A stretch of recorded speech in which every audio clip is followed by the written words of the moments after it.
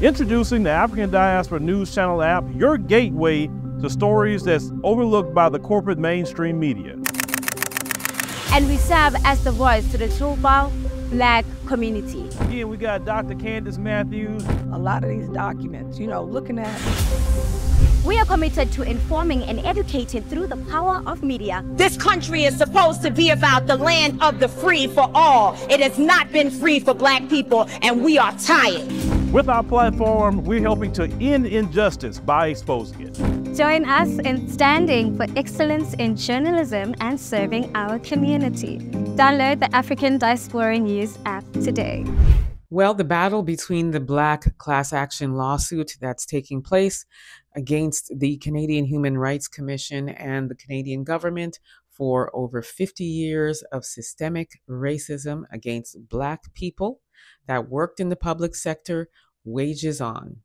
Take a look and we'll talk about it further. For over 50 years, discrimination has plagued Canada's public service, and Black workers have been disproportionately impacted. Today's certification hearing will determine whether the case alleging systemic anti-Black racism in the federal public service can move forward as a class action lawsuit. So we're here today to introduce in the record reports, that the government's own reports, that demonstrates a culture of anti-Black racism at the top of the public service, a culture of anti-Black racism at the Human Rights Commission, the body that the government then says we should be seeking justice at, and to ensure that the court has in its scope full information and evidence that it needs to support the certification of this class action. It is the latest in a 4-year battle seeking $2.5 billion in damages for lost salaries and pensions of Black employees and job applicants across 99 government departments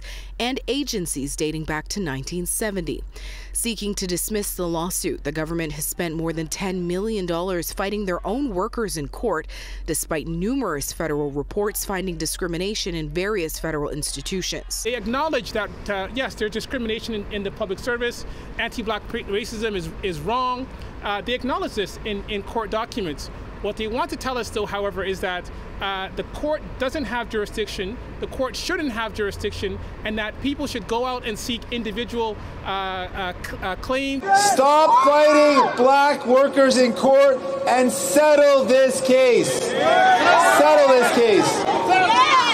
The discrimination is clear, and we don't want discrimination at any level, but particularly at the highest level of this country, we don't want discrimination. That sets a precedent. So the message is clear, directly to the government. Now the Liberals are in power. This message is to Justin Trudeau directly to you. Stop fighting these workers in court. Stop. Settle this case.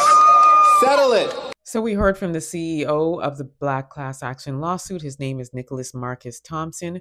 We also heard from the class action lawsuit's legal advisor, Kofi Anchampong, and we heard from NDP leader Jagmeet Singh, who has also joined forces with the Black public sector workers.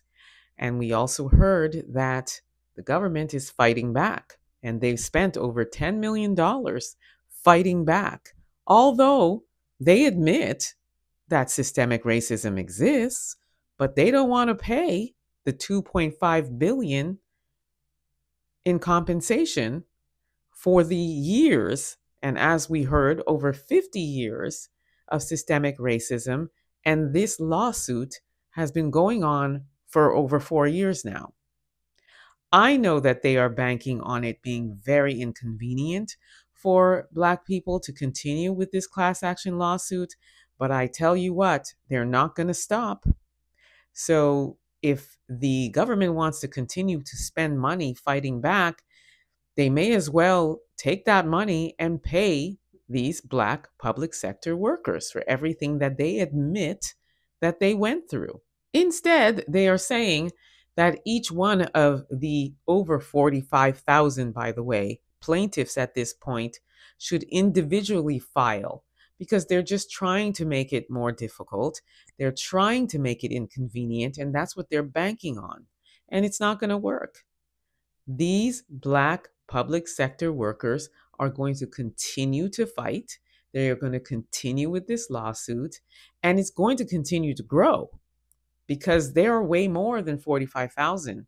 When you think about it, over 50 years, going all the way back to 1970, there's way, way, way more. And all this is going to do is just embolden them to come forward, and it will continue to grow and grow and grow. So to the Canadian government, you need to rethink this. It's not going to be an inconvenience for these people. We will continue to fight. Let me know what you all think about this. Don't forget to like, subscribe, and share this content. Also, download the African Diaspora News app. Don't forget to do that. You will not be disappointed. And finally, subscribe to my YouTube channel, The Black Experience with Emma Ansah. Until next time, please be safe, everyone.